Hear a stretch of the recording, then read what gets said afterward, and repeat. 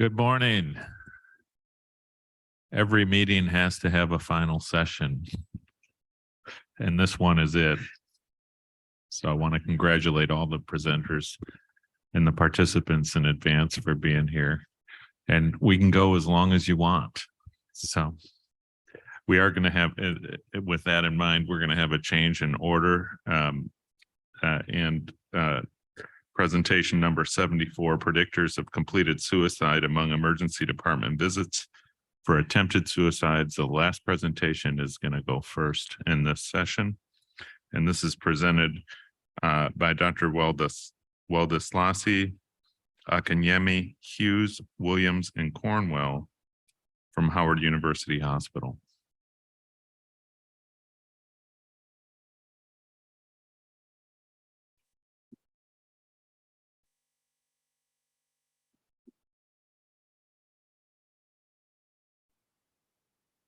Good morning. My name is Terhas Weldeslasi. I'm a general surgery resident at Howard University Hospital, currently your research. Thank you, Southeastern Surgical Congress, for allowing me to present our finding. The title of our paper is Predictors of Completed Suicide Among Emergency Department Visits for Attempted Suicides. We don't have any disclosures. Suicide has become a growing public health issue in the US. Only in 2020, the CDC reported that about 1.2 million Americans attempted suicide, of which about 46,000 died. This means one death every 11 minutes. The suicide rate has also increased by 4% in the last 2 years. So it's important to understand the factors that are associated with suicide risk and mortality so that we can work to prevent such deaths. The purpose of our study was to identify the predictors of mortality among patients who present to the ED with suicide attempt. To do this, we utilized a retrospective analysis using emergency department visits for attempted suicide from the National Emergency Sample Database, NEDS. NEDS is the largest all-payers emergency department database in the US. And our study period was from January 2010 to December 2017. The primary interest of outcome of our study was mortality, either at the ED or within 30 days of admission for suicide attempt. The ED visits for attempted suicide and the mechanism of self-inflicted injuries were identified using International Classification of Disease Codes, ICD-9 and ICD-10 codes. We then determined the predictors of mortality, suicide mortality, using multivariate logistic regression analysis. And the covariants we included in our model include this, and we have accounted for most risk factors for suicide, like common mental health conditions like depression, anxiety, and other major psychiatric illnesses, and chronic illnesses, and social risk factors like smoking and substance abuse and others. There were about 980 ED visits for suicide attempts reported in NEDS in the study period. Among those, 10,300 died either at the ED or after admission. The most proportion of the attempt group were among younger patients with median age of 30 years compared to the completed group with median age of 43 years of age. The attempt group were dominated with female patients, whereas the completed group were dominated with male patients, with 73.8% of them male patients.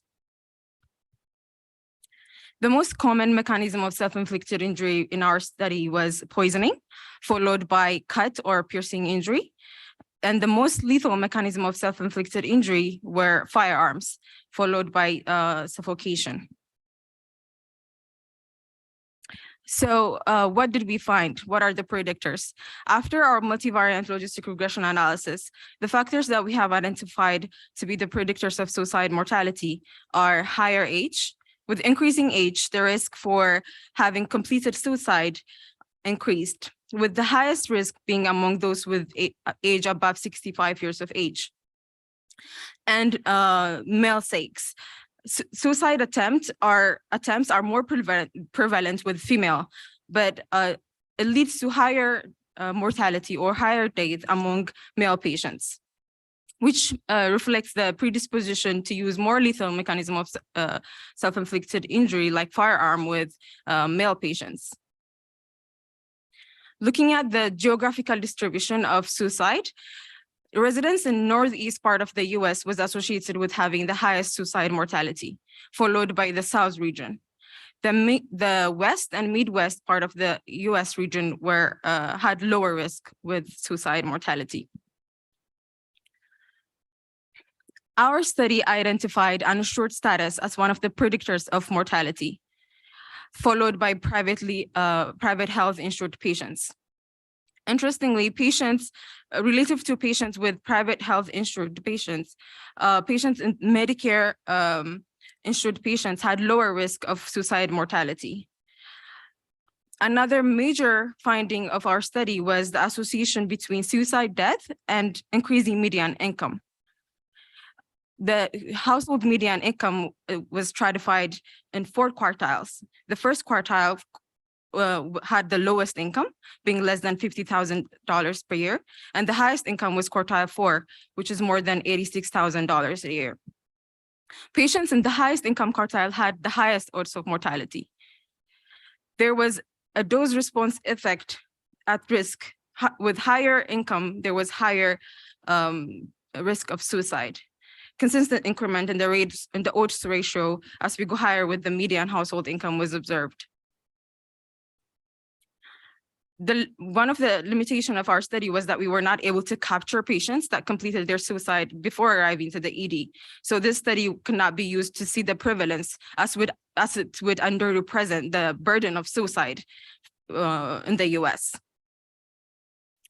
In conclusion, the factors that we have identified after our multivariate logistic regression analysis with having the higher odds of suicide completion include increasing age, male sex, higher income, which is more than $86,000 per year, gunshot injuries, uninsured status, and residence in the northeast part of the US.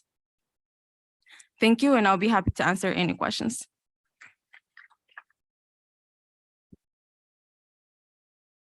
This provocative paper will be discussed by Michael Smith from Vanderbilt University. Good morning.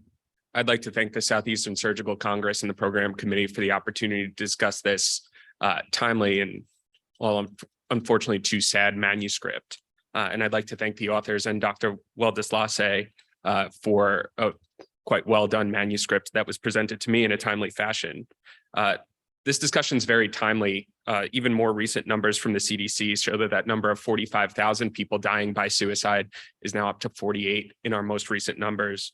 As well, we had 12.2 million people think about suicide, 3.2 million plan suicide, and 1.2 million people attempt suicide in our most recent numbers. It's the second leading cause of mortality in ages 10 through 34 and the 12th overall in the US.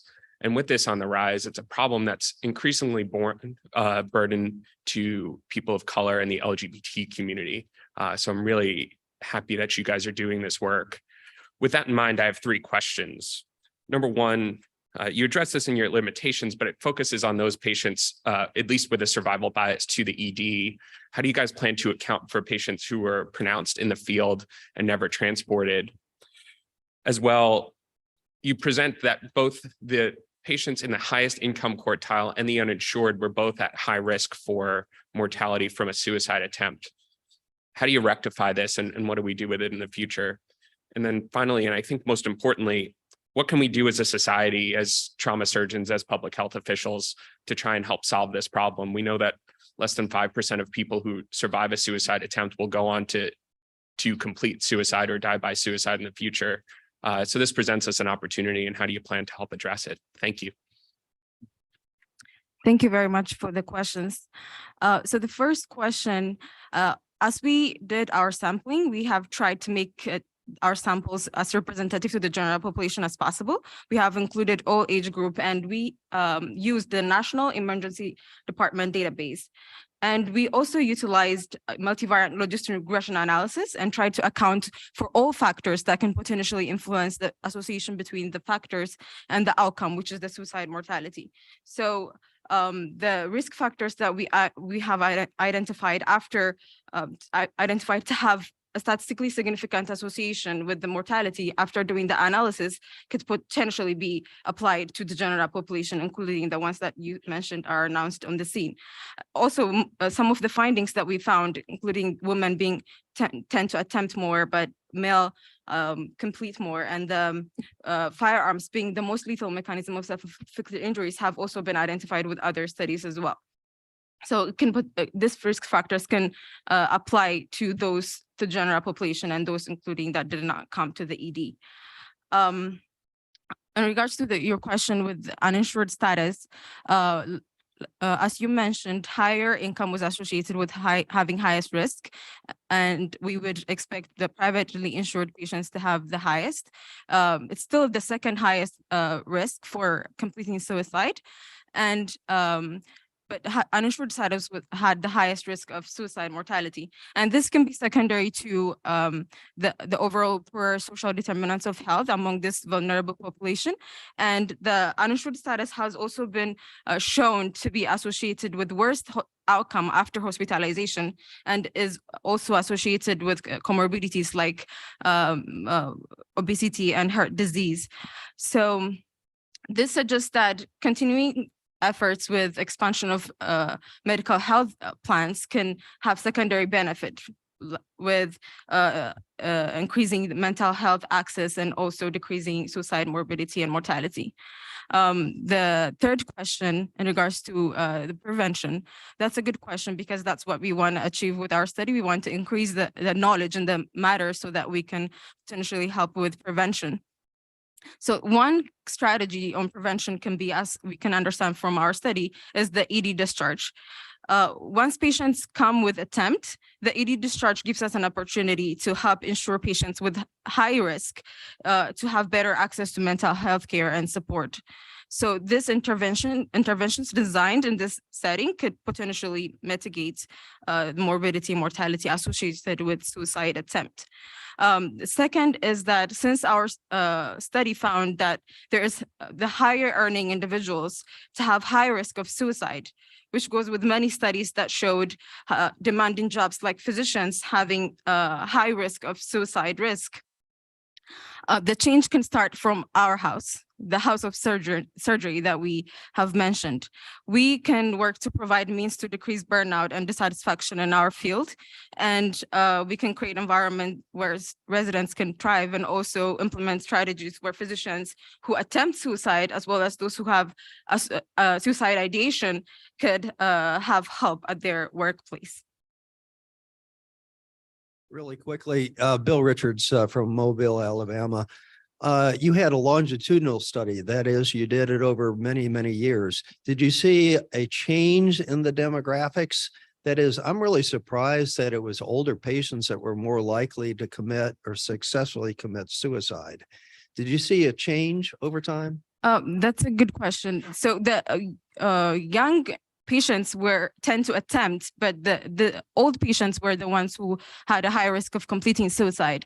But our data set, we use the HCOP data set, which uses ICD code to identify patients.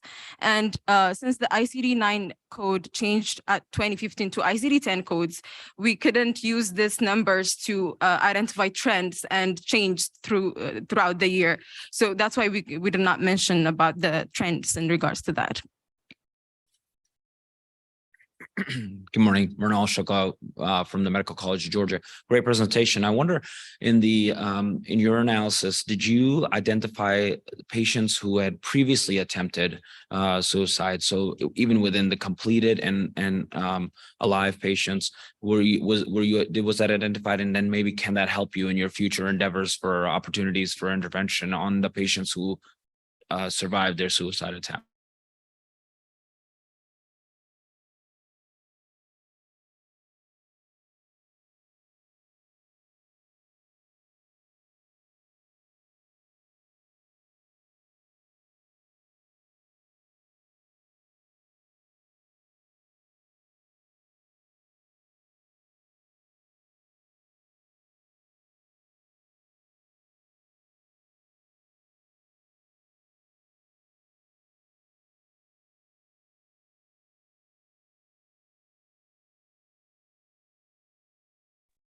Meaning a prior attempt that was unsuccessful and then successful.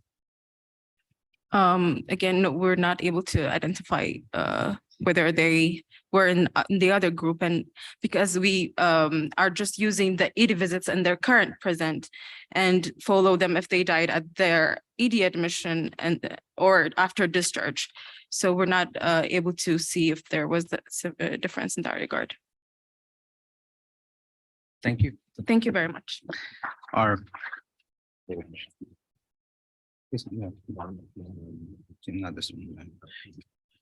next paper is Outcomes of Protocol-Driven Venous Thromboembolic Chemoprophylaxis in Trauma Patients, a Trauma Quality Improvement Project, TQIP Analysis. Authors are Quiros, Shepard, Suarlo, Montalco, Flank, Swanee, Kulinane, Chung, Turner, Carter, Morse. Presenter is Dr.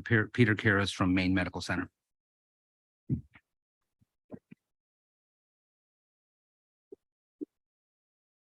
Hi, everyone. My name is Peter Quiros. I'm a PGY1 in general surgery at Maine Medical Center. And today I'll be presenting our paper on outcomes of protocol-driven VTE chemoprophylaxis in trauma patients, TQIP analysis. I'd like to start off by first thanking the Southeastern Surgical Congress for providing me with the opportunity to present our findings. We have no disclosures. For those unfamiliar, this is a picture of Maine Medical Center. Our institution is a 700-bed level 1 trauma center serving a catchment area of the entire state of Maine, a significant portion of New Hampshire, Massachusetts, as well as Vermont. We're located in the south part of Maine, overlooking Casco Bay.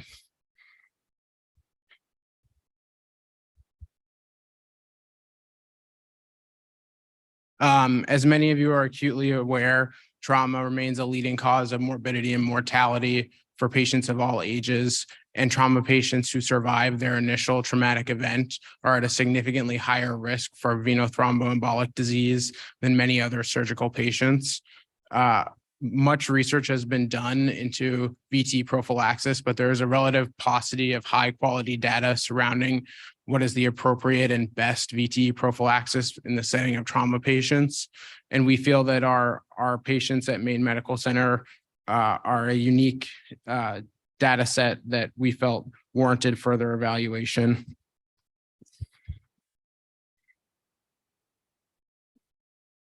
We hypothesized that using a standardized protocol that takes into patient factors into account would yield lower DVT rates compared to low molecular weight heparin use alone, and that these reductions would be seen in both all patients as well as the elderly.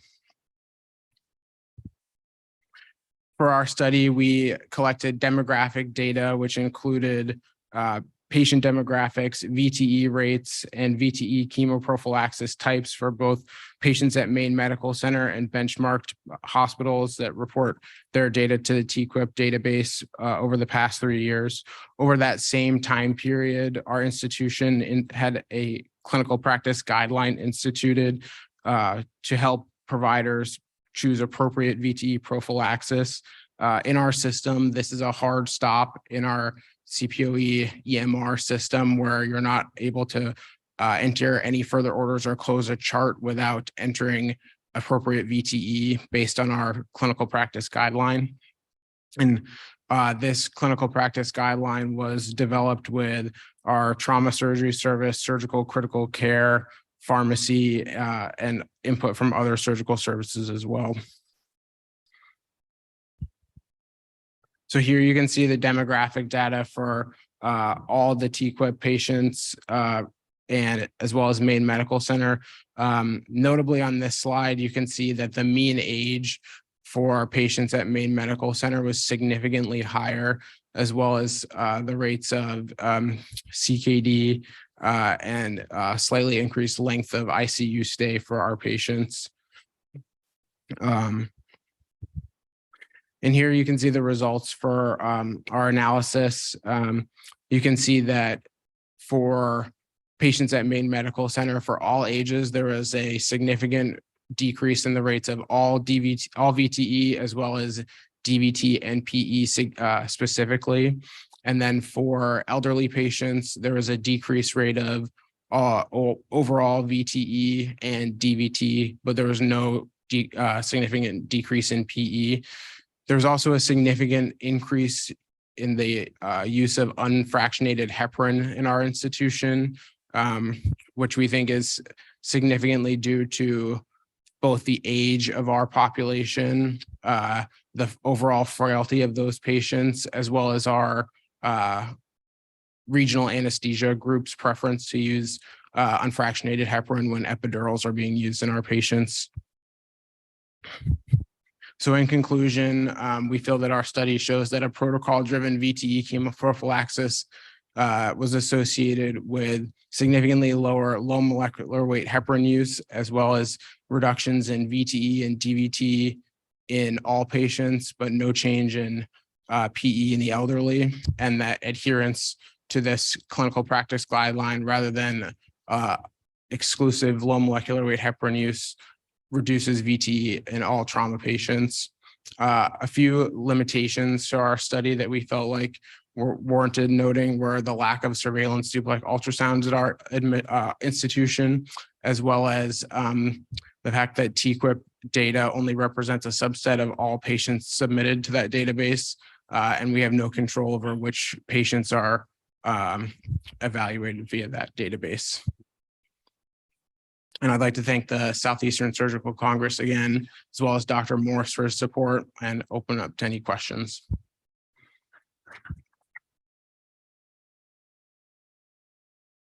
This paper will be discussed by Dr. Mrinal Shukla from the Medical College of Georgia at Augusta. Good morning. I'd like to thank the Southeastern Surgical Congress for the opportunity to discuss this project that was very well done. I want to congratulate Dr. Kairos on this presentation and the manuscript that was sent to me prior to presentation. This is an interesting topic as we know, and many times get so focused with acute trauma, the acuity of a trauma patient, that many of our trauma patients have multiple comorbidities that are going to affect the course, and of course those, and additionally that hospital course is going to affect their thrombosis and bleeding risk. So with that, I have 3 questions for you, and they are as follows. You mentioned that this clinical practice guideline was incorporated into your EMR, but beyond that, what were some mechanisms that you utilized to increase compliance with this protocol That, you know, it's a lot of times even myself as an attending gets saturated with a bunch of boxes to check as I'm trying to get into my patient's chart. So if you could comment on that. Second, it's interesting the results on VTE and PE there was a specific not statistically significant difference in the elderly patients with PE. What do you think attributed to that finding with the profound results you had in the other group? And finally, there is that, you know, there is the matter of the subclinical VTE manifestations. Is there any discussion as a future direction for this project to have surveillance duplex? And then what are some other future directions you intend to use with this very interesting and successfully done project? Thank you again. Thank you for your thoughtful questions. To address your first question, so in addition to the EMR flag, there on our trauma service, there's a daily meeting where the entire trauma service is reviewed for KPI, and one of our KPIs is appropriate VTE prophylaxis. So that's reviewed on a daily basis. In terms of the PE in the elderly, I think it warrants further investigation to see. One thing that we anecdotally note is that many of our elderly patients present to the hospital on some sort of anticoagulant. And so that may have something to do with it. I think it's a way to further review and another investigation that we could do. And in terms of your third question, I think it's been shown by Dr. Rozecki's studies from Grady that, you know, routine ultrasound screening for trauma patients is not cost effective, and we feel that we you know, our focused clinical exam in the routine care of our patients is adequate in that regard. This paper is open for questions from the forum. So I have one. When you say there's a hard stop in your electronic medical record, I'm sure there's an exception built in the hard stop that I will not give prophylaxis. How often is that used? And were you able to characterize if that was an appropriate use? If there's somebody has a head injury, perhaps it's appropriate, but if somebody has a bowel injury, it may not be appropriate.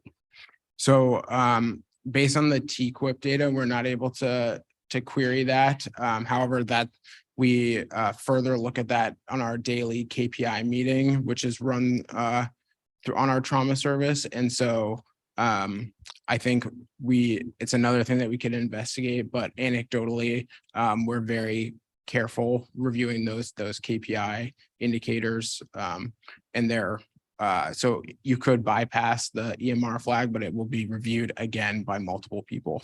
And how often is that bypass used? Do you have a sense of that in your own data? I don't have the sense of that. I don't have the data for that yet. So one more question, and being that I'm a vascular surgeon. So did you ever run into a scenario in your review where you had a trauma patient with a concomitant vascular injury that required in the perioperative period for anticoagulation, albeit transiently? And how does that incorporate into some metrics that are required within TQIP for the immediate post-trauma initiation of chemoprophylaxis? Yeah, I think that's another excellent thing that we could investigate. Based on our TQIP data, that didn't come up to the forefront, but I think it's another excellent thing that we can investigate further in the future. So thank you. Peter, thank you very much. Really appreciate it. The next paper is a gold medal forum presentation entitled National Cancer Database Shows African-American breast cancer patients have proportionately higher recurrence scores after Taylor RX reclassification versus Caucasian patients. Racial considerations in risk stratification interpretation to be presented by Wasserman, Gojanini, Postlethwaite, and Subheader, and it's presented by Caroline Wasserman from Emory University. Hi, everyone. My name is Caroline Wasserman, and I am an M4 at the Emory University School of Medicine. Today, I will be discussing the reclassification of recurrence scores after TAYLOR-X, an examination of race using the National Cancer Database. Thank you so much to the Southeastern Surgical Congress for allowing me to present today. We have no disclosures. I will go over some details about the development of the recurrence score and then discuss racial differences in recurrence score and the treatment implications for historically underrepresented groups. For some background, hormone receptor positive breast cancers comprise over 80% of all breast cancers and is the most favorable subtype. However, we see the highest disparities in outcome in hormone receptor positive breast cancer. It has been shown that African American women consistently have worse overall survival when compared to Caucasian women. People typically associate triple negative breast cancer with high disparities in outcomes between African American women and Caucasian women, but it is really this common, deceivingly innocuous hormone receptor positive cancer that disproportionately affects African American women. The Kaplan-Meier curve, survival curve shown here, displays overall survival for hormone receptor positive cancer.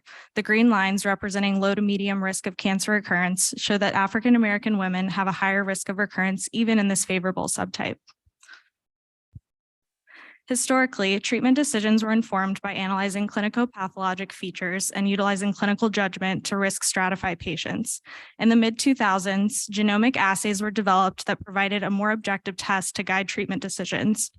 We will focus on the Oncotype DX genomic assay, which produces the recurrence score and stratifies patients into 3 risk categories: low, intermediate, and high risk. The recurrence score was developed using data from the National Surgical Adjuvant Breast and Bowel Project 20 study. By using RT-PCR on samples from the NSABP, researchers chose genes based on function, correlated expression, or both that resulted in a 16-gene genomic assay that uses an algorithm to produce the recurrence score and objectively inform clinicians' treatment plans. The population used to validate the recurrence score was predominantly Caucasian, with African Americans comprising only 4% of the included patients. Several other studies have independently validated the recurrence score, but none had very diverse study populations. Each sample from those displayed here ranged from only 4 to 8% African American overall. This raises an important point. Oncotype DX was developed and validated in a very homogeneous population. There have also been studies examining the racial breakdown of patients who receive each category of recurrence score. The 4 studies shown here found that African American patients were statistically significantly more likely to receive a high-risk recurrence score and therefore more likely to receive chemotherapy when compared to their Caucasian counterparts. After its formal validation in 2004, the recurrence score has increasingly been used in practice over time. This graph displays recurrence score mentions in the literature from 2004 to 2015. The recurrence score was included in the official American Joint Commission on Cancer staging guidelines in 2017, which resulted in more patients able to safely omit chemotherapy thanks to their genomic assay result. It is important to note that the recurrence score is not sent for African American patients at the same rate as it is for Caucasian patients, despite the recommendation being the same for both groups. This is a good opportunity for us as clinicians to be sure we are utilizing this tool and sending it for all our eligible patients. Oncotype DX originally stratified patients into low, intermediate, or high-risk recurrence scores. This clearly designated patients with low-risk recurrence scores to receive endocrine therapy only, and patients with high-risk recurrence scores to receive chemoendocrine therapy. The patients that received intermediate risk recurrence scores were left without a clear guideline, forcing clinicians to rely on clinicopathologic factors and clinical judgment. The TAILOR-X trial, published in 2010, reallocated patients with intermediate recurrence scores into either low or high-risk recurrence score groups, with approximately 66% falling into the low-risk recurrence score category. This study demonstrated that most patients with early-stage hormone receptor positive, node-negative breast cancers could safely omit chemotherapy. We were interested in seeing what proportion of patients were reclassified to low versus high risk post-TAILOR-X, and if African American and Caucasian patients were reclassified to each group at the same rate, and therefore benefiting equally in terms of their ability to safely omit chemotherapy. We obtained data from the National Cancer Database examining over 80,000 patients. Only 7.3% were African American. The results, similar to the findings in the TAILOR-X study, showed that most women were reclassified from intermediate risk to low risk and therefore able to safely omit chemotherapy. Here you can see the results from the low-risk group. This shows that post-Taylor-X, all women, regardless of race or menopausal status, saw a similar increase in number reclassified to low-risk recurrence scores. Thus, most women diagnosed with early-stage hormone receptor-positive breast cancer can safely omit chemotherapy. This displays the results from the high-risk group. There was not much difference in reclassification from intermediate to high risk between postmenopausal African-American and Caucasian women, but there was a striking difference for the premenopausal group seen here.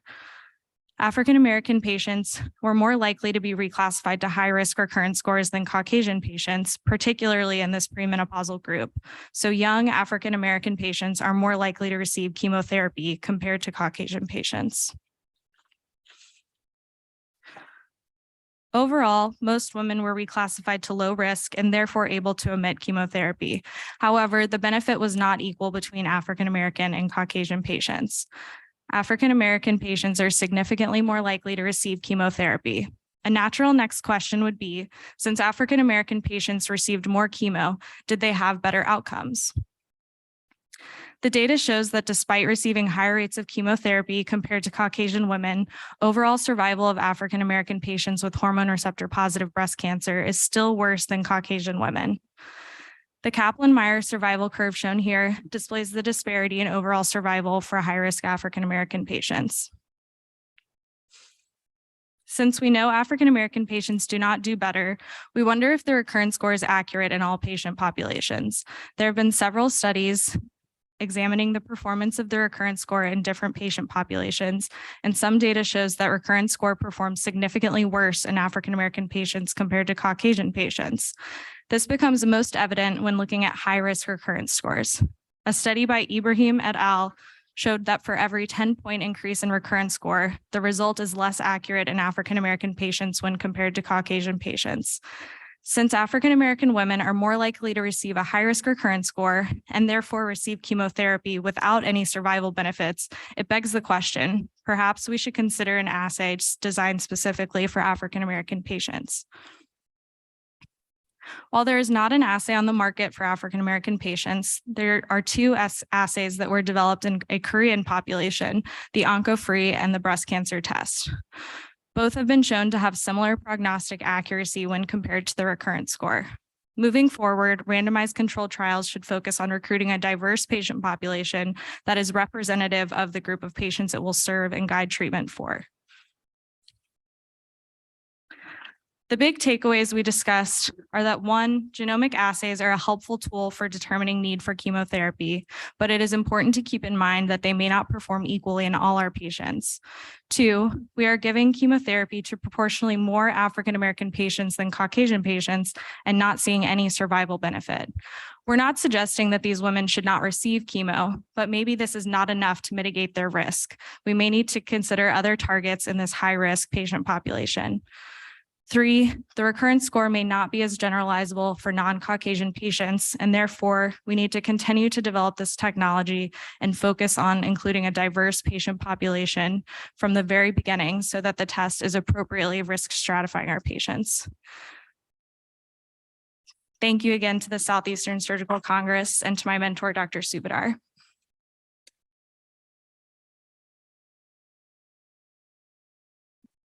This excellent gold medal forum paper will be discussed by Marissa Howard McNatt from Wake Forest. I'd like to thank the Southeastern Surgical Congress the opportunity to present this paper and Dr. Wasserman and her colleagues for giving me the manuscript in a timely fashion. I think this is a very interesting and really timely topic about recurrence score. As she clearly stated, recurrence score testing is for ER-positive, HER2-negative breast cancer patients, has become the standard of care in treating breast cancer in the United States. Recently, the PonderX data show that you can also use your recurrence score for ER-positive, HER2-negative, node-positive breast cancer patients. The recurrence score estimates the risk of distant recurrence and is prognostic and predictive of response in chemotherapy. As stated, African-American women have worse outcomes and increased mortality from breast cancer than Caucasian women. And this is a multifactorial, many reasons for this. So I do have 3 questions. just want to clearly say that this was an excellent presentation. I congratulate you on doing a great job. I did not realize you're a medical student, so that's even better. So the first question is, in general, how do you think we can get more minorities involved in research? Because part of the problem with NSABP B14 and B20 was that there is not only 4% of African-American patients enrolled in the study. And why do you think African-American women still had worse outcomes despite receiving chemotherapy? You allude a little bit to this in your paper, so I think you can elucidate on that. And what should we do now for our African-American patients? Do we get an archetype? Can we use another recurrent score platform like MammaPrint or other devices and see if that helps our patients? Thank you very much. Thank you so much for your questions. I think in terms of how to get more women involved, more minority women involved in research and minority patients in general is to continue to diversify our clinician workforce so that there can be more trust established and hopefully be better for recruitment overall. In terms of why we're still seeing these worse outcomes, I think it's certainly possible that we're just missing some key targets that are not represented in this genomic assay that we typically use. And we just need to continue to look into it more. And then for what we can do now, there were a couple studies that showed that there are significant differences in some of the gene expression between African-American and Caucasian patients. So we can consider weighting the genes differently when we're utilizing different patient populations so that it's more representative of their group. And then I think it would be something to look into to see if we see better prognostic or predictive value when using tests like MammaPrint and Oncotype in aggregate and seeing if that is providing any clearer path for better outcomes. Thank you. John Stewart, New Orleans. That was a great presentation. I completely agree with you with respect to diversifying the clinical workforce to increase participation in clinical trials. So let's get a little bit more granular with the questions around your target. So we do know that African-American women have increased risks of breast cancer related to epigenomic imprinting, right? Which might not necessarily show up here. What are your thoughts about, and you mentioned this, looking at other targets, what are your thoughts about looking at different assays that we might be able to do outside of the ones that are conventionally used to prognosticate for this group of women? I think the breast cancer assays that have been developed in this Korean population were very promising in that they showed that they were able to develop a test that had similar accuracy when compared to the recurrence score. So if we could develop a database and a cohort of patients that would be representative of the African-American patient population, it would certainly be interesting to see if we could develop a better test that would provide a clearer path to treatment.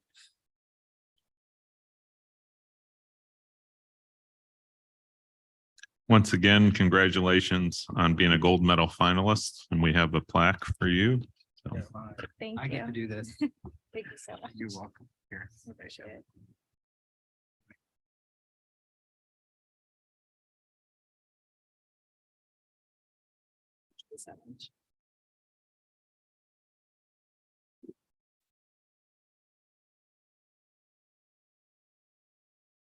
Our next paper is Utility of Abbreviated Small Bowel Follow-Through in the Management of Small Bowel Obstruction. Authors are Cox and Rue, Currents, Menser, and Mount, presented by Dr. Caroline Cox from Spartanburg Regional Healthcare System.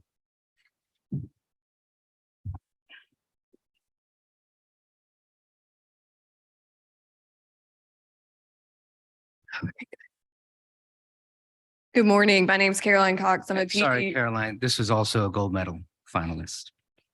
I'm a PGY4 at Spartanburg Regional Medical Center in Spartanburg, South Carolina. I'd like to thank the Congress for the privilege of the podium.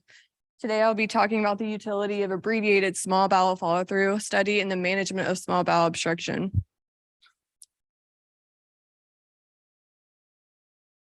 I have no disclosures.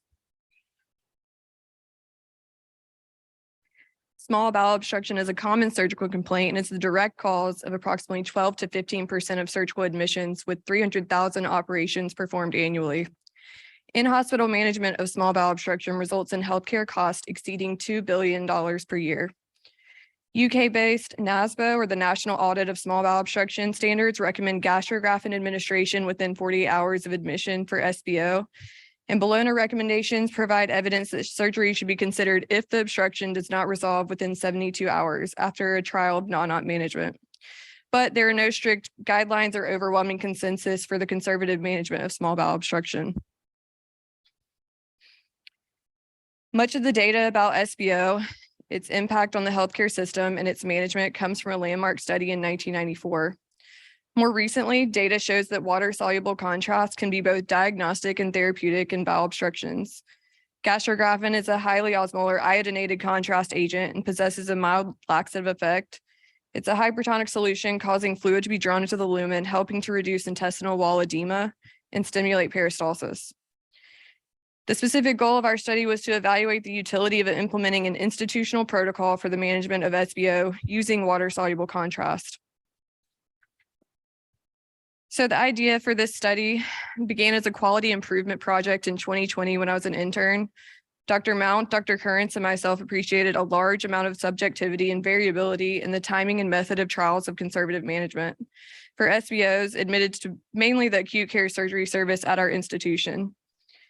After review of the literature and practice management algorithms that other individual institutions had implemented, we came up with a protocol that we felt was easy to follow, provided an objective measure to guide trials of non-op management.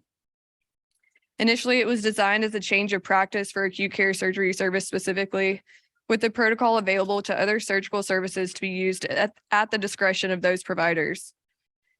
So after creating our protocol, we performed a retrospective chart review of patients before and after development of said protocol. The first set of data was a baseline population from patients admitted for SBO prior to the conception of this protocol. The second set was from patients admitted after it was fully implemented. Primary outcome was in-hospital length of stay, and secondary outcomes were use of CT scan with oral contrast, mortality, use of NG tube decompression, and TPN usage. It's important to differentiate the imaging that our protocol uses from a standard small bowel follow-through study. Standard small bowel follow-through requires radiologist and a radiology suite, dedicated ancillary staff, real-time fluoroscopy, and is usually done during business hours. The advantage of our protocol is that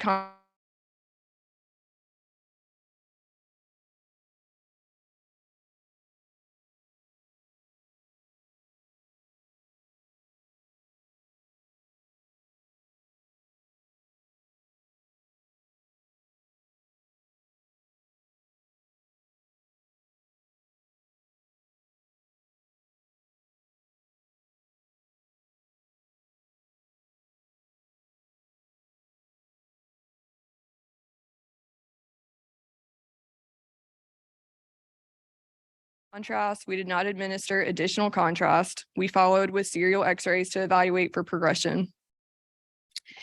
If it had been a non-enteral contrasted CT, then we ordered our abbreviated small bowel follow-through study. If we did not see contrast advancement to the colon within 24 hours, we considered operative management at that time. It is important to note that if any time during the 24 hours, that we considered a trial of non-op management, if the patient's clinical course had changed and we felt it was prudent to take them to the operating room, then we did that.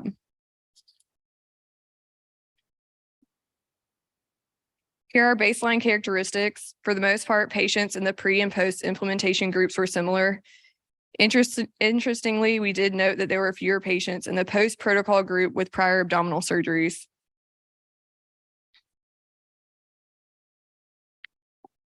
So our primary outcome was length of stay in all comers with and without surgery. And in those all comers, we saw a significant decrease from 7 to 5 days length of stay after implementation of our protocol. When you break that up further, we look at patients who were managed non-operatively, that actually decreases from pre-protocol 6 days to 3 days after implementation of the protocol, and a corresponding increase in these patients who were admitted to a surgical service from 73% to 86% after the protocol was implemented.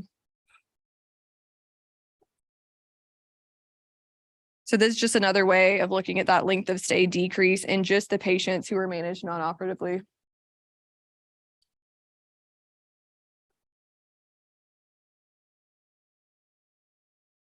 So developing an interdisciplinary protocol that was easy to follow and fit in with pre-existing workflow required input from many departments, many personalities, multiple changes, took over a year to see an appreciable acceptance of use. We only mandated that the protocol on the ACS service, the acute care surgery service. Since preliminary results of this study were presented within our institution, we have seen increasing use across multiple campuses within our hospital system. Admission to a surgical service has been shown repeatedly to have improved outcomes for patients with SBO, including data that was presented yesterday to this Congress from Eastern Virginia. Without reliable preventative measures, SBO will continue to be a problem that contributes to high utilization of inpatient healthcare. Protocolized management by surgeons has the potential to provide great benefit to patients and healthcare systems as a whole. In conclusion, it's one thing to have the knowledge and means to improve outcomes in the management of one of the most common surgical disease processes general surgeons encounter. It's another thing to recognize a deficit exists, to lead and execute a multidisciplinary collaboration, and to ultimately change the institutional management of small bowel obstructions. We showed the implementation of a standardized protocol with abbreviated small bowel follow-through study resulted in decreased length of stay for patients with SBO, and recommend patients with a potential SBO be admitted to a surgical service to streamline care. Thank you.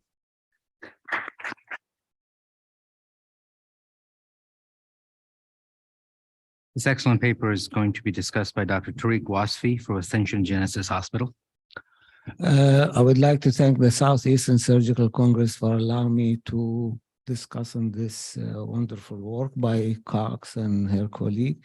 Also, I'd like to congratulate Caroline for her being gold medal finalist. I had two questions for her.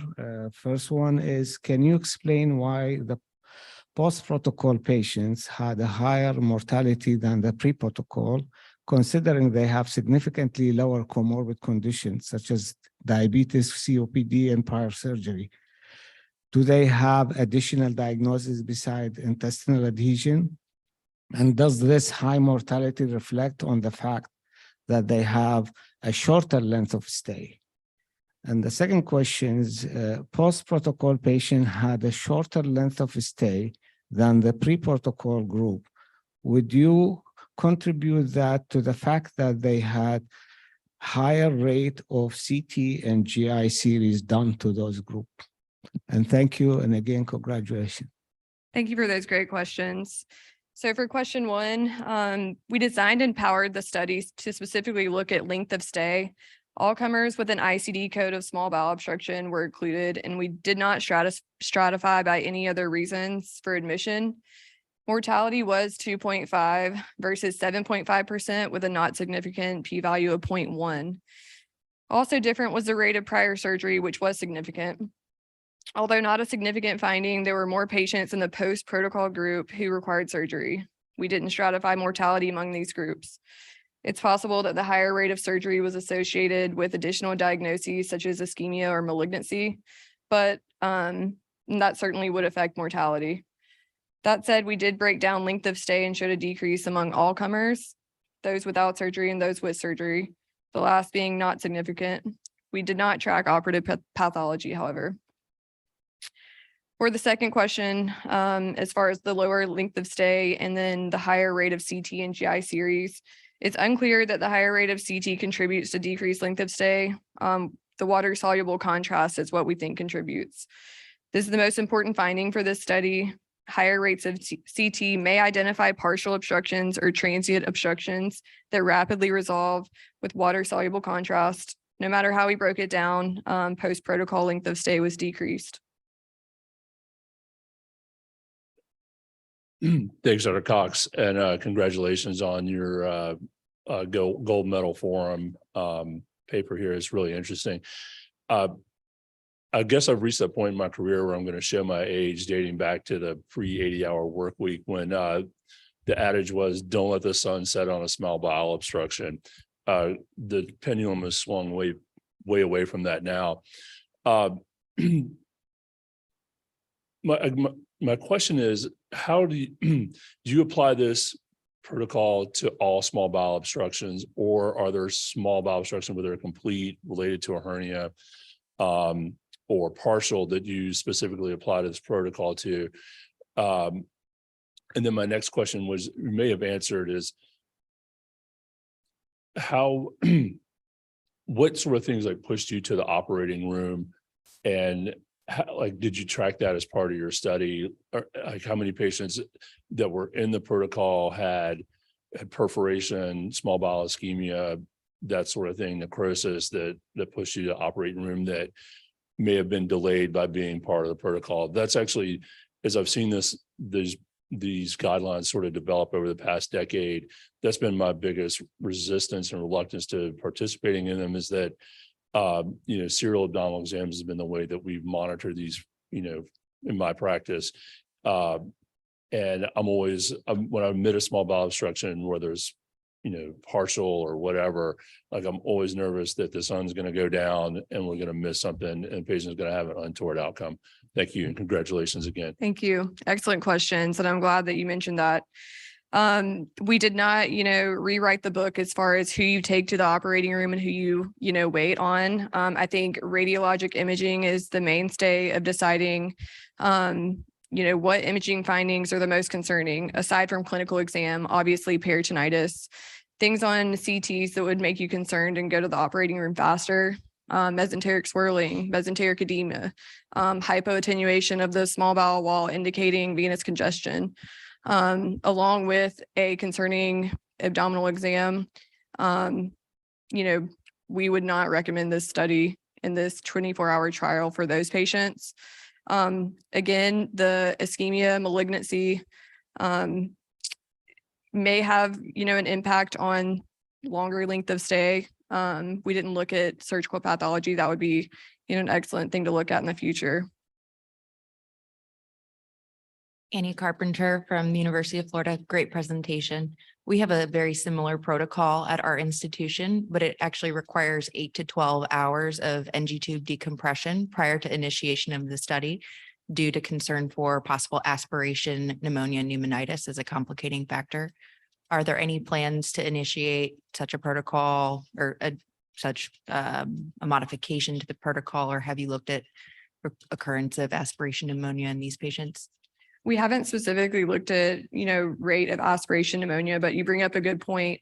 If you see a largely distended gastric lumen on your initial CT or X-ray, whatever it may be, you worry if these patients are, taking PO contrast, is there going to be an increased risk of aspiration?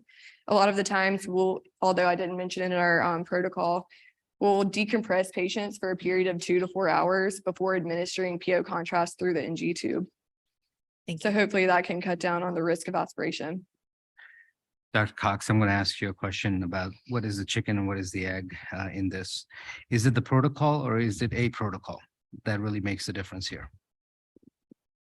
Can you repeat that? I'm sorry. Yeah, so is it having a protocol for management of small bowel obstruction that's important, or are the key elements of the protocol, like small bowel follow through, that are more important here? I think having a protocol for people who aren't at an academic medical center, at a place like Spartanburg Regional, where it's a community center, we have, surgeons all walks of life who may not be as up to date on the literature. Having something to follow and maybe avoid, unnecessary operations was kind of the goal. We were seeing these trials all over the place from, 24 to 72 hours, and there was no really consensus about what we should be doing. Before we give you your gold medal plaque, I'll ask you, did you look at the, between the two groups, did you look at the incidence of representation to the emergency department with recurrent small bowel obstruction between the traditional group and the attenuated small bowel follow through group? We did not look at that, unfortunately.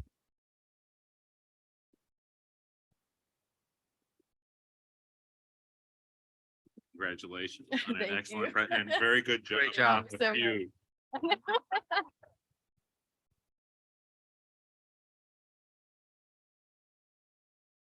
Thank Good you so job. much. I appreciate it.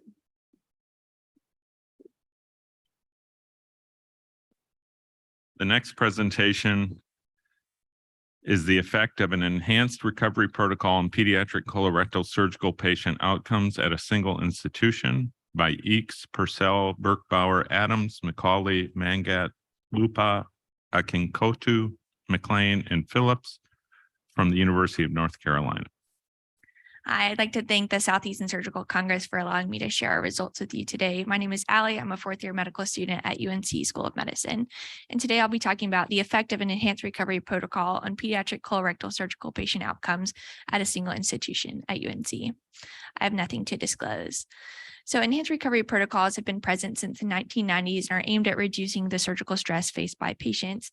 They've been implemented in a wide variety of specialties, including cardiac surgery, thoracic surgery, and gynecologic surgery. These are by reducing the negative effects of surgical stress. These protocols are aimed at not only expediting recovery, decreasing complications, and hopefully increasing overall patient satisfaction. So these protocols are implemented at multiple phases of patient care. In the preoperative phase can include factors such as reduced fasting and fluid optimization, as well as preoperative counseling and education. In the intraoperative phase can include factors like minimally invasive techniques, but also goal-directed fluid therapy. And then in the postoperative phase, multimodal analgesia and early mobilization are all used to hopefully expedite recovery for these patients. These protocols have been well evaluated in adult patients and have been linked to reduced length of stay, fewer postoperative complications, lower postoperative morbidity, and reduced overall cost. There have been significantly less reviews done in pediatric patients, with 3 previous systematic reviews, all including less than 10 articles each in a wide variety of surgical procedures, but of what has been conducted in the past. These have been linked to reduced length of stay, reduced time to oral intake, improved pain control, and reduced cost and then higher parent satisfaction. For our study, we wanted to investigate the effect of an enhanced recovery protocol in comparison with conventional care on outcomes of pediatric colorectal surgery patients at our institution. For our methods, we performed a retrospective cohort study from April 2014 to January of 2020. We had 2 cohorts, one being our implementation of our enhanced recovery protocol, and then a post-implementation cohort. We used descriptive statistics to compare these 2 cohorts, and then we performed a logistic regression looking at 4 outcomes of interest, including 30-day readmissions, reoperations, return visit to the ED, and the composite complication, which is the patients experiencing at least one of the above outcomes. So when we look at our results, breaking it down by patient factors, we found that patients in our control cohort were a higher percentage were female, and also in our control cohort, a higher percentage of the patients had an ASA classification status of 3 or 4. When looking at our clinical factors, our control cohort had a higher percentage of patients use opioids preoperatively.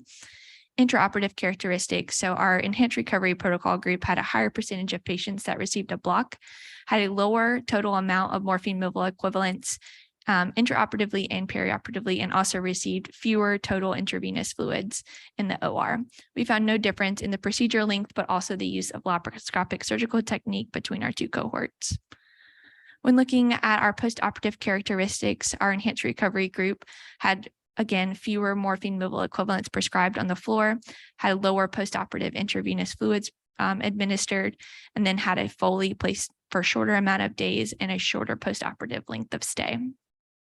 Looking at our outcomes of interest, we found a low incidence of all the outcomes, particularly with reoperation within 30 days, with only 26.3% of our overall cohort of 194 patients experiencing one of the outcomes.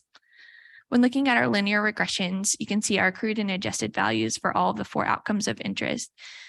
The only statistically significant difference between these cohorts was found between our reoperation within 30 days, with our enhanced recovery protocol group having 5.83 times the odds of experiencing a reoperation within 30 days in comparison to our control cohort. I would like to redraw your attention to the fact that this outcome occurred in 5 patients of our 140 in our enhanced recovery group and occurred in 0% of our patients in our control group. So an extremely low incidence outcome. Some of the limitations of our study, while we had the largest sample size to date on enhanced recovery protocols in colorectal pediatric surgery patients, it's still a very small sample size, and especially when we're looking at incidents that occur in such low outcomes. Also, because ERPs have been well studied, many components such as goal-directed fluid therapy and early immobilization have become standard of care, making true randomization and comparison between these two cohorts difficult. We also did not include a measure of adherence to these ERP guidelines, which may bias towards the null for looking at our outcomes. So in conclusion, we found no difference in overall complication rate, return visits to the ER, or readmission within 30 days. We did, however, find that ERP was associated with an increased odds of reoperation within 30 days, but this outcome occurred infrequently. These are my references, and I'll happily take any questions. This paper will be discussed by Dr. Robert Gates from Prisma Health System. Thank you very much to the Congress for allowing me to discuss this paper. Ali, great job with that study. I think that enhanced recovery protocols are the wave of the future. I think that they unify the caregivers and what they can provide, and also help the patients manage their care a little bit better because they have better expectations. So good job to you and your colleagues. Just a couple of questions. I noticed in your paper that you provided to me, and I appreciate you taking time to get that to me early, but that there was a greater number of ulcerative colitis patients in the control group, and then the ERP group had a greater number of Crohn's patients. Those are two different types of operations, and I wonder if that played into the differences between the two. And then the second question was regard to the nerve block. You said that the ERP group had a greater incidence of nerve blocks, and I wondered if that played into the role of the outcomes there. Yes, thank you so much for those great questions. Yes, we did find differences in the primary diagnoses between our control groups and our ERP groups. We unfortunately have not broken down our results by whether or not the patients in those two subgroups have different in these outcomes, but that would be a great plan for our future studies. We also did not break it down by, unfortunately, we didn't look at individual adherence to ERP, specifically the nerve block, and whether that influences outcomes. So that's definitely something we hope to include in our future studies. Thank you. Ali, could you comment a little bit about what was the goal beside reoperation? Were there goals like decreased length of stay? And also comment a little bit about increased use of laparoscopy in the intervention group versus the control group. Yeah, so for our primary outcomes, yes, we were looking at those 30-day reoperations, return visits to the ED, and readmissions. We did not break that further down into whether or not those reoperations were planned versus unplanned, but we definitely wanted to include factors such as length of stay, because we know that can be a contributing factor to whether or not a patient undergoes a reoperation or has a readmission. We found that the ERP group had a shorter length of stay in our study, but we didn't see if that factor directly influenced these outcomes, but it was included in our logistic regression.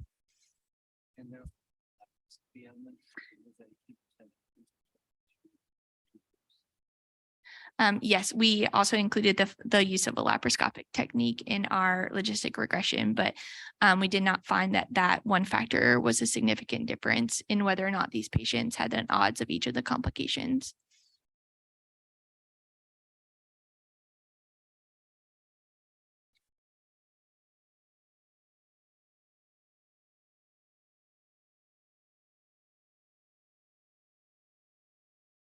Our next paper is accessibility to immediately available balanced blood products in a rural trauma system. Smedley, Mabry, Collins, Tabor, Bowman, Porter, Young, Klutz, Deloche, Pavaraju, Maxon, Robertson, Holcomb, Colwarf. Presenter is Weston Smedley from the University of Arkansas for Medical Sciences. Good morning. My name is Andrew Smedley. I'm a PGY2, the University of Arkansas in Little Rock. I want to thank the Congress for allowing me to present today, and thank my mentors, Dr. Colcorf and Dr. Holcomb, for helping me through this project. Today, I'm going to talk about the accessibility to immediately balanced blood product resuscitation in our state's rural trauma system. I have no disclosures. So a little bit of background. We know today that the standard for traumatic hemorrhage resuscitation is a balanced product approach, whether that's in a 1-to-1-to-1 fashion or with whole blood resuscitation. In the state of Arkansas, we have 64 state designated trauma centers. And the aim of this study was to assess the access to balanced resuscitation in these trauma centers. So we defined immediately available balanced blood products as 2 units of non-frozen, either never frozen or thawed plasma, 2 units of reds, 2 of FFP, and 1 of platelets, or if the facility had 2 units of whole blood available for transfusion. Now, we specifically included that non-frozen plasma as we know that the time to thaw plasma from a frozen standpoint takes about 45 minutes, and we felt that that didn't qualify as immediately available. All 64 of our state trauma centers participated in this survey. And we then took that blood survey data of what they had on hand and were able to transfuse and matched it with the 2010 US Census Bureau data to look at our population coverage and analyze it in a geospatial approach. We then created drive time polygons or coverage areas, and then calculated mean drive times to blood product resuscitation. So in this first image here, we see kind of our drive time polygons or coverage areas. It starts with the dark blue coverage areas surrounding each individual trauma center. And the way these are calculated is an emergency vehicle goes from the periphery or border of that coverage area into the nearest trauma center. And it's how much distance can it cover in 30 minutes. We then increase this in 30-minute increments up to 120 minutes. And you can see the entirety of the state is covered once we continue to enlarge those polygons in 30-minute increments. When we're looking at what facilities have balanced product capabilities, or IABB as we defined it in our study, it's much more sparsely populated. The state of Arkansas primary population is in the central part of the state, in the town of Little Rock, where the capital is, and also in the northwestern portion of the state, where the undergraduate university is, the Walmart headquarters, et cetera, up there in Bentonville, Rogers, and Fayetteville. You can see that these arrows, the black arrows towards the trauma centers that are capable of balanced resuscitation represent the counties and the proximity of each county in the state to a facility capable of balanced resuscitation. You will notice there are a few centers that participate in our state trauma system that are technically outside the border of the state itself. 2 in Springfield, Missouri, 1 in Memphis. These are adult trauma centers, and 2 right on the border in the bottom left-hand corner of Texarkana that I believe are technically in the state of Texas. These are ones that participate in our trauma centers and contribute meaningfully to the care of the critically injured in our state. So the results of the blood survey, all of our level 1, 2, and 3 centers maintained reds, plasma, and platelets. This is a requirement of participating in the Arkansas state trauma system. However, when we look at the ability to provide balanced resuscitation, all of our level 1s could, however, only 50% of our level 2s and 16% of level 3 centers were able to provide this. And this is due to the fact that these centers, the ones that were unable to provide balanced resuscitation, did not have non-frozen plasma. So, and then all of our level 4 facilities, also a requirement of our state trauma system, did maintain red blood cells, packed reds to transfuse. However, only 66% held plasma, all of which were of the frozen variety, and then only 1 had platelets available for transfusion. So this ultimately led to only about 17% of the total facilities in the trauma system able to provide balanced resuscitation. So the average time to immediately available blood products was 59 minutes, and about a third of our population could reach that in half an hour. It increased incrementally up to 97% coverage at 120 minutes. When looking at individual products, you can see that the time to individual products is much less, with reds being about 19 minutes, plasma 21 minutes, and platelets 32 minutes. However, this kind of fits with the time to balance resuscitation because a lot of facilities carried packed reds and frozen plasma, and we know that it takes about 45 minutes for that frozen plasma to thaw. So you're looking still at about an hour to balance resuscitation, and we didn't feel that that qualified as immediately available in this study. So ultimately, what does all of this mean? Well, half of our level 2 centers and 84% of our level 3 centers did not have the capability to provide immediately available balanced resuscitation. So this is due to the absence of non-frozen plasma or whole blood.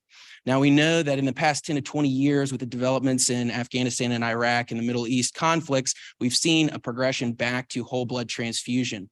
At the time of this study, our trauma system only had one facility that maintained whole blood.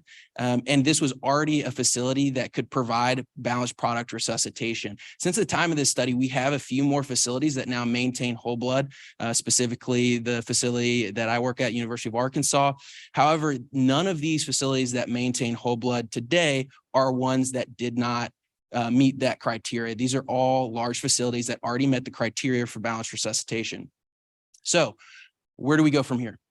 The access to immediately balanced blood products can definitely be improved with either the placement of never frozen or thawed plasma and or whole blood at outlying facilities. Not only can we use these for outlying facilities, we can also provide them to EMS, both ground and air, and or create kind of pit stop locations where maybe we outfit one of the level 4 centers that's sandwiched in between a larger level 2 and a level 1 with some units of whole blood. I think specifically looking forward, whole blood is probably superior to product, as the shelf life of whole blood is about 3 to 4 times that of non-thaw or thawed and or non-frozen plasma.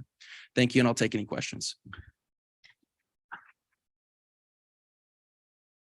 This excellent paper will be discussed by Dr. Steven Leighton. Well, thank you very much. Great presentation and a very well-written manuscript. So thanks for that. The study is on the intersection of two very interesting areas of trauma, the resuscitation of hemorrhaging patients and the structural challenges of our trauma system that is characterized by substantial differences between urban areas that are resource-rich and more rural areas.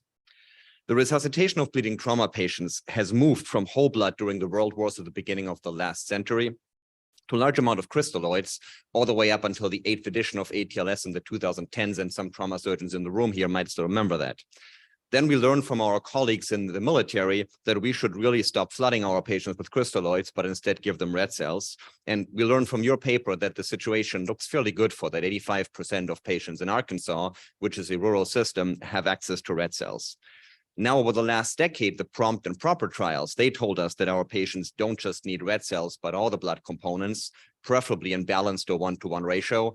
And that is what you look next. Here, things are less optimistic, and only 1/3 of patients have access to balanced resuscitation within 30 minutes.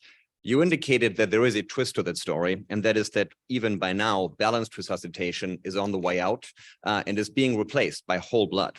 And it's quite timely, our Roger T. Sherman lecturer, Dr. Joe Saccharin, yesterday, he just published a paper in JAMA Surgery that demonstrates substantially improved survival when using whole blood for hemorrhaging patients instead of blood components for MTP. Now, if we add to that a result from a study from last year by Dr. Jim Bartz from West Virginia University, he's a fellow alumnus from LA County, that was published in our journal, The American Surgeon, that showed that using whole blood in rural trauma systems, and they based it on West Virginia, but very comparable to your situation, that can actually decrease the resource use overall by lowering the amount of blood products needed. So here are my 3 questions, and some of them you already answered in your conclusion slide. Number 1, instead of trying to improve access to blood components like plasma, should we just give whole blood to those smaller hospitals, which would be resource saving? Number 2, in your manuscript, you explained that you excluded air transport by looking at the whole system. Could you comment on if that also would be more efficient to maybe just giving the air transport system whole blood as opposed to smaller hospitals? And the last one, a little bit controversial, could your data also be used as another evidence for regionalization? Meaning, do we need 64 trauma centers covering Arkansas? Should we rather have 20 to 30 that would be better resourced and better equipped to handle seriously injured patients? Thanks again. Looking forward to your answers. Absolutely. Thank you so much for your questions. So for your first question, should we kind of focus more on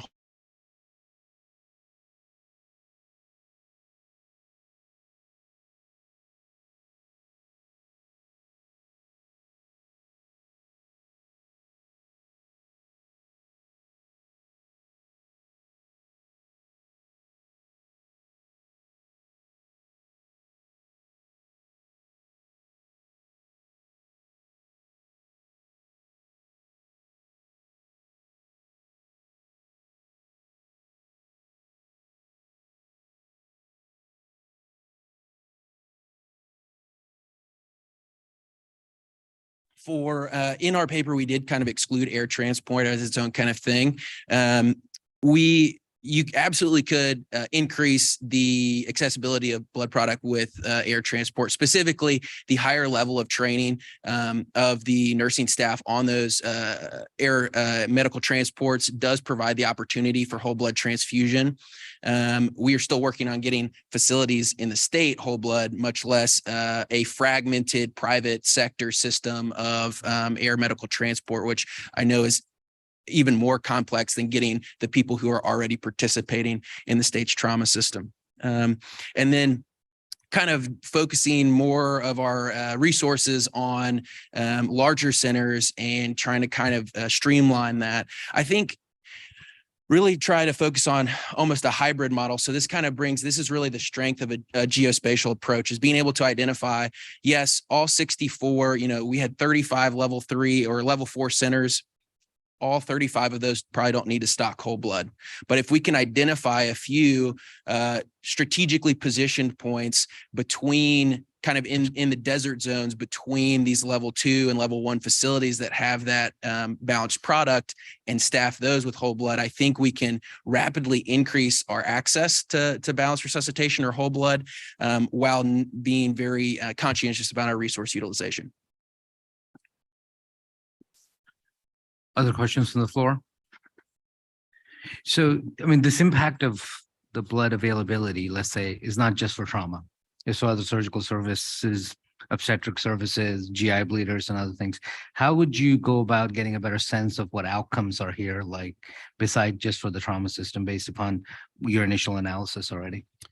Yeah, and so I mean, I think that brings up kind of a limitation of the paper, is that it's a static point, and so it doesn't account for GI bleeds taking up resources at a peripheral hospital. And so I think that's going to be to look at that would be a huge multidisciplinary approach. I think starting from our own institution, we could look at kind of our MTP activations because those are our major transfusion protocol at UAMS is very similar to how we defined balanced blood product resuscitation, requiring, X number of units over the first hour, et cetera. We could look at that because that's a system-wide, from medicine to obstetrical emergencies to trauma, and then kind of branch out from there and ask other centers to participate. So I think that's kind of would be another next step for the study. Thank you very much. Thank you so much. All right, our penultimate paper is the presence of a critical care fellow in the SICU lowers central line and Foley line days, as well as CAUTI rates, from Mountain Area Health Education Center by Decker, Rayleigh, and Mastroianni. The discussant is Jessica Burgess, whose discussion will be read in absentia by Dr. Sharma. Good morning. My name is Katie Decker. I'm a fourth-year surgical resident at Mountain Area Health Education Center in Asheville, North Carolina. How do you? Okay, great. All right. Thank you so much to the Southeast Surgical Conference for having me today. We have nothing to disclose. So to introduce our topic, catheter-associated urinary tract infections, or CAUTI, and central line-associated bloodstream infections, or CLABSI, are preventable healthcare-associated infections that contribute to significant morbidity, mortality, and healthcare costs. As recently as 2008, Medicare ceased reimbursement for certain healthcare-associated infections. So not only do these infections affect patient outcomes, but they can affect the hospital bottom line, therefore making them an area of increased administrative attention as well as a growing area of research. Success in preventing these infections has previously been obtained with simple evidence-based approaches such as hand hygiene, use of full barrier precautions, and skin antisepsis. We wondered if the new presence of a critical care fellow in our surgical ICU made any difference in the absolute number of these infections, as well as the number of days in our line days in our ICU.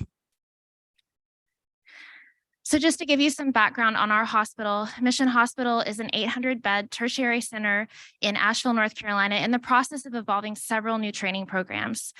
We've had pre-existing OBGYN and family medicine residencies for a number of years, but in the past 8 years, we've created several new residencies, including a general surgery residency, of which we've graduated 2 classes, and a new critical care fellowship that has graduated 1 class and is in its 2nd year now.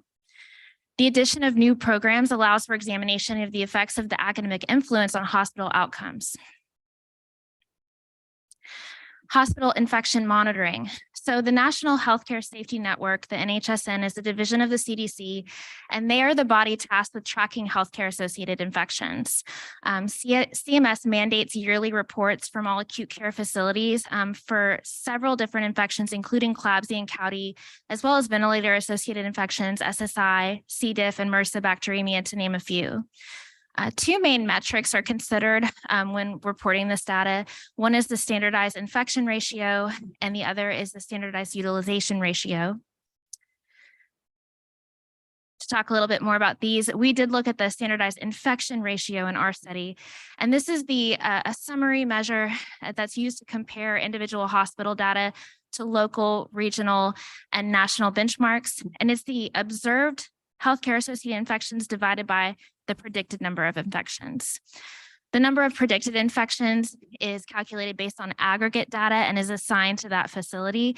And it's affected by variables such as number of acute care beds, the hospital size, and the number of patients with certain comorbidities that affect incidences of infections such as diabetes and COPD, things like that. So for our study, Mission Hospital had a multidisciplinary team that was created to monitor ICU-related healthcare-associated infections to try to decrease the number of SIRS for central lines and Foleys in all the ICUs within the hospital. The main recommendation from this team was to just simply remove the catheter as soon as possible. As soon as it's no longer necessary, take the Foley or the central line out. Education, mandatory education, was provided to all the critical care physicians across the ICUs in the hospital, as well as the new critical care fellow. We counted the number of line days, absolute infections, and the SIRS for Klebsiella and Cowdy in our surgical trauma ICU over a time period of 1 year or 4 quarters in the year, both prior to and after starting the critical care fellowship. We then did a statistical analysis to determine if our differences were significant. So here are our results. Of note, we did look at the data for the other 5 ICUs that are in our hospital, and only the surgical trauma ICU showed any changes during the time period that we looked at. So as you can see, for the amount of days that a Foley catheter was in place in the year prior to having a fellow, that number of days was 4,169, and that decreased 2,997, which was a significant difference. The incidence of catheter-associated UTI decreased from 9 to 2, also a significant difference. And the SIR was 60% of what was expected before we had a fellow, and that dropped to 18.8% of what was expected. For central line days, the number before we had the fellow was 2687 in that year, and that dropped to 1883, which was a significant difference. The incidence of central line infections remained the same, 3 and 3, which was not a significant change. And then the SIR actually increased because although our incidence remained the same, our predicted had gone down.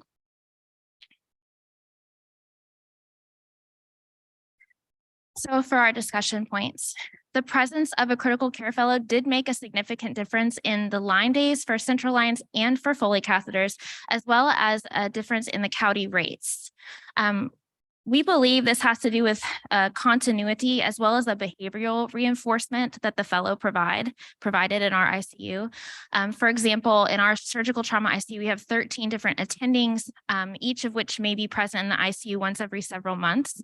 The fellow creates a policy of continuity regardless of the attending schedule, and they also can converse directly with the nurses on rounds every day, whereas a message about removing catheters from a nurse admin person might get muted along the way.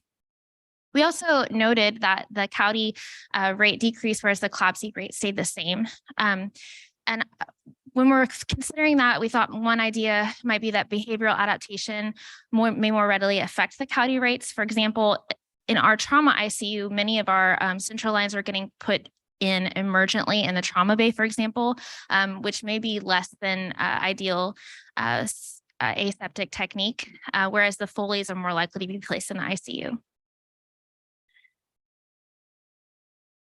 I appreciate Southeast Surgical Conference for having me today, and I also appreciate Dr. Mastriani, my mentor, and I'm happy to answer any questions.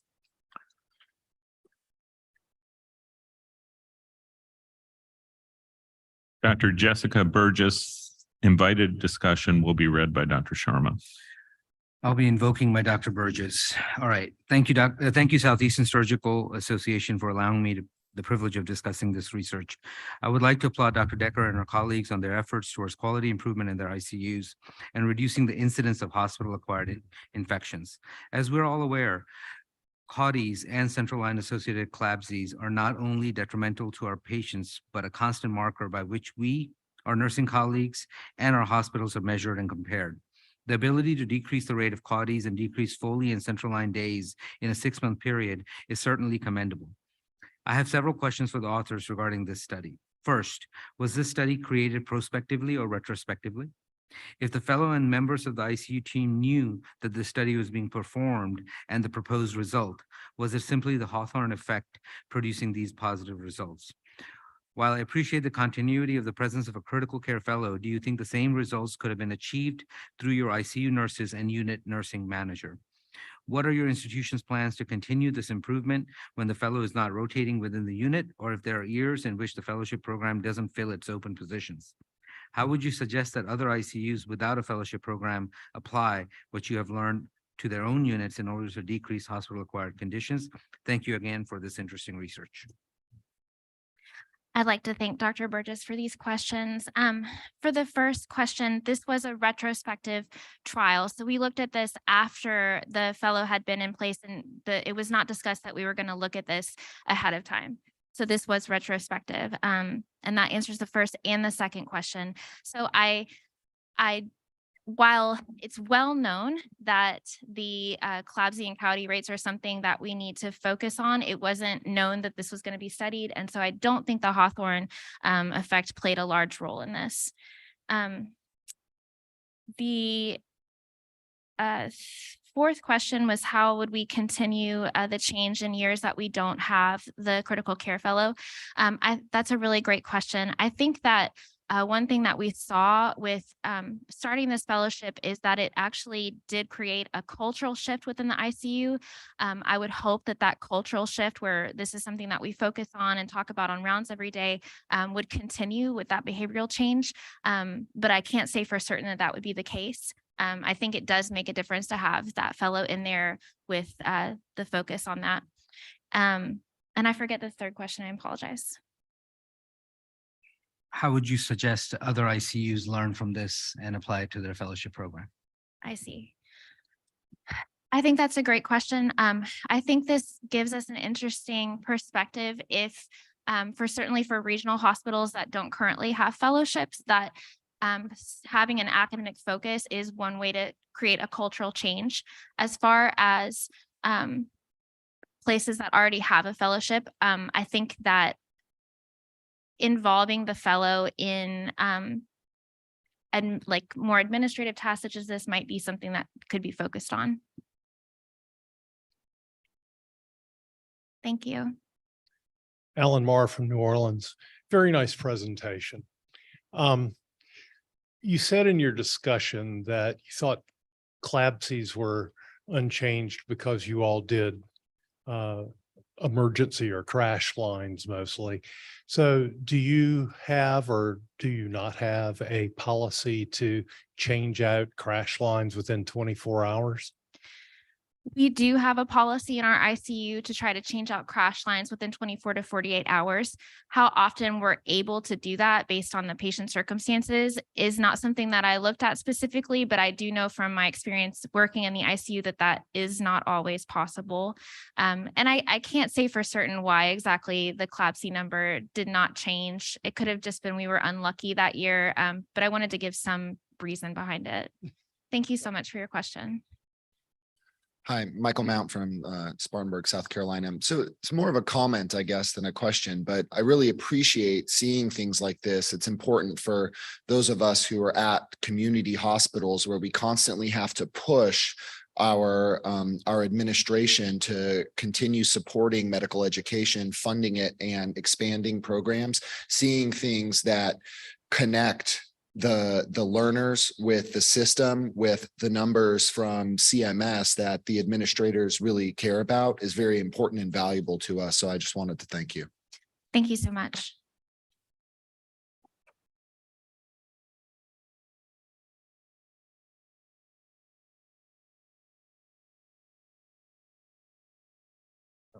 Jason Clark from Trident Health. It's a great talk. I did have kind of two questions. One is you noted that y'all started up a general surgery program. I'm curious if you look to see if there's any change there, because residents tend to be more focused on those sort of things as well. And it sounds like you started that before the critical care fellow. The second one is a lot of places that don't have residents or fellows tend to use APPs to that capacity that tend to be there more Monday through Friday, every day of the week. Do you have that at your facility? And did that make a difference if you did? Thank you so much for your question. We did not look at the data from before, so 8 years ago, when the general surgery program was started, and now. I think that would be interesting to look at if that made any difference. We did have, or at least when we started having residents in the ICU, which might not have been the first couple of years.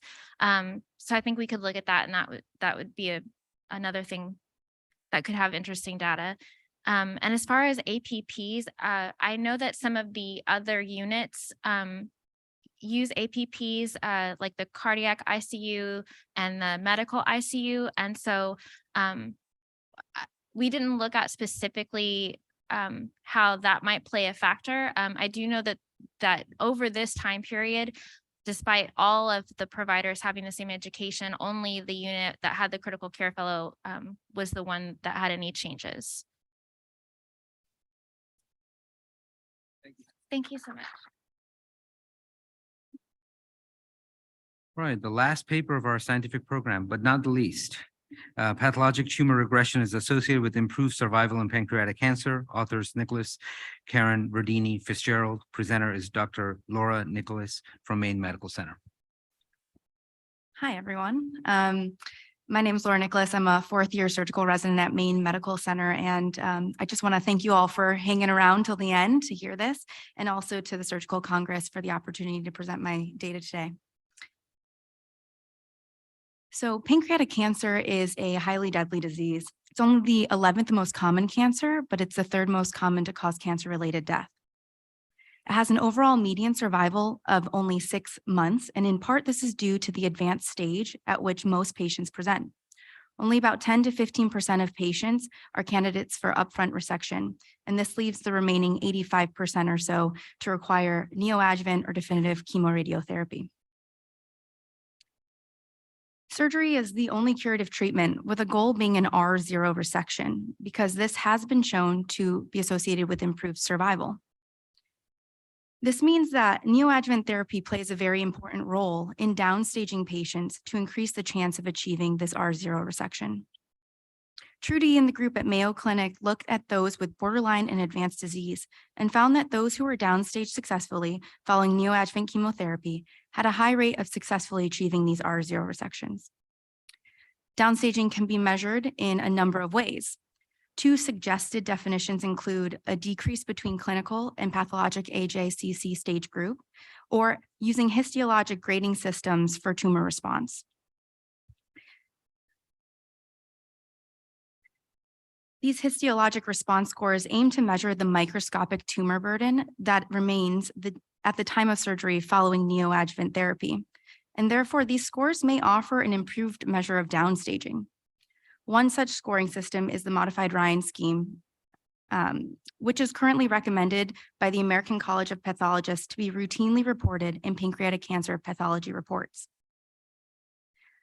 This response score uses a 4-tiered system with a score of 0 representing no remaining viable tumor or a complete response, and a score of 3 representing extensive residual tumor or really no evidence of regression at all.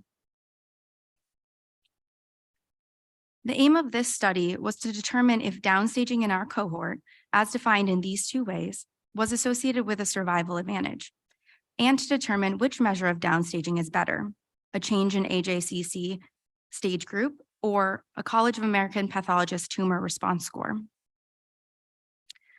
To accomplish this, we performed a single institution retrospective cohort study with data from 2011 to 2020. We included all patients who underwent resection for pancreatic adenocarcinoma following neoadjuvant chemotherapy, specifically with either FOLFIRINOX or gemcitabine nab-paclitaxel. We excluded those who did not undergo surgical resection, those who were not treated with neoadjuvant chemotherapy, and those treated with neoadjuvant chemotherapy other than the two mentioned. We defined downstaging in one of two ways. One, an AJCC clinical stage that was higher than the final pathologic stage, or two, a College of American Pathologists response score of 0 to 2. This slide shows our demographics for the included cohort.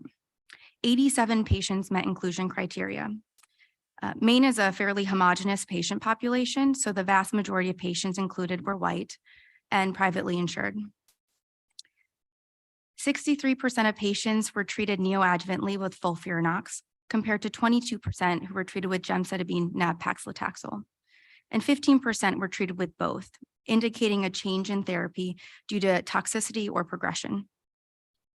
The majority of patients were clinical stage 1 or 2, and nearly 87% were pathologic stage 2. When downstaging was defined as a change in stage group, only 5% were downstage. Alternatively, when downstaging was defined by the College of American Pathologists response score, nearly 55% were downstaged. This slide shows demographic data stratified by being downstaged or not, as defined by the College of American Pathologists response score. There was no statistically significant difference between these groups for any of the demographic variables. Most importantly, there was no difference based on chemotherapy regimen. This looks at the survival. As you can see, the only variable associated with decreased hazard or improved survival was downstaging based on the College of American Pathologists response score. The survival benefit was not seen when change in AJCC stage group was used to define downstaging, and additionally, there was no survival benefit based on neoadjuvant therapy used. This KM curve emphasizes the improved survival for those downstaged by the College of American Pathologists tumor regression score, seen in red, with a median survival of 41 months. This is compared to those who were not downstaged by this score, in blue, with a median survival of 25 months. So in summary, downstaging is an important goal for neoadjuvant therapy with clinical implications. The College of American Pathologists response score identified a larger number of patients downstaged. Downstaging by the score was associated with a survival benefit, and there was no difference based on the chemotherapy regimen used. In conclusion, I recommend the use of the College of American Pathologists response score in routine pathologic reporting, and recommend the use of this response score in prognostic discussions with both the patient and in multidisciplinary team members when deciding future like adjuvant therapies. Thank you.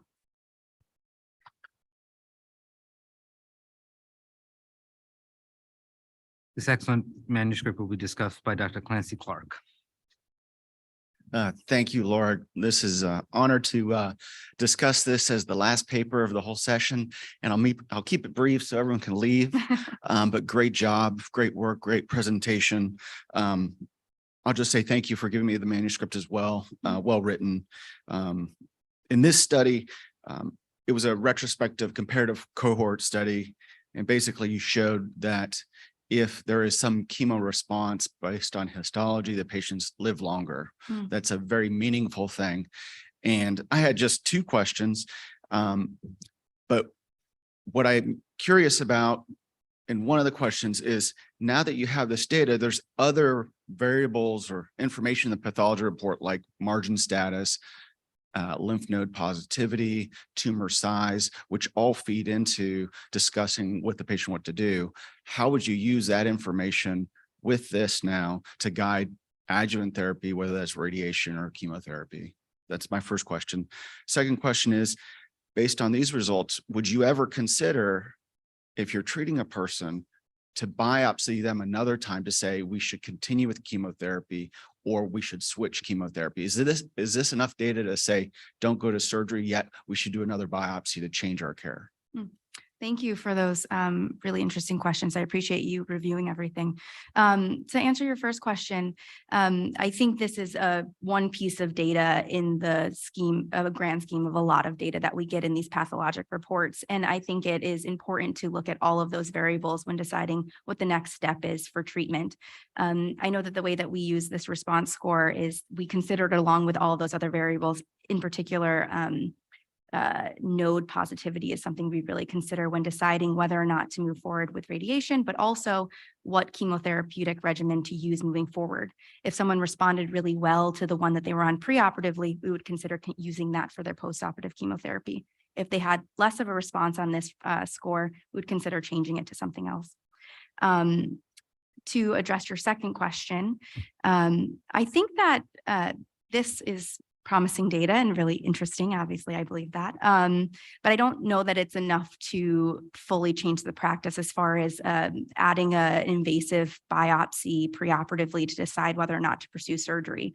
I do think it would be interesting to study this in other populations as well, and maybe on a larger scheme, multi-institutional, to see if these findings hold up on that scale before considering something like that. I do think it could be interesting to look at these results in the response score and how it might correlate to preoperative imaging, whether that's like a PET scan or something, to see if something less invasive corresponds to these responses and may give us more information preoperatively. But yeah, thank you very much. I'll just make a comment, and I agree with Dr. Clark's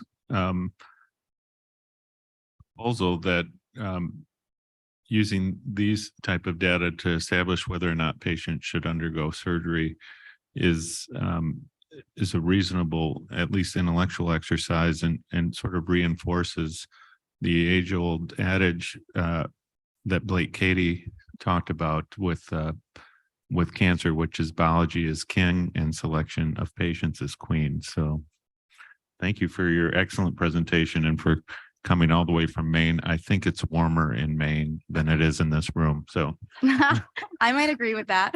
Thank you all. thank you all for attending. Happy Valentine's Day, everyone.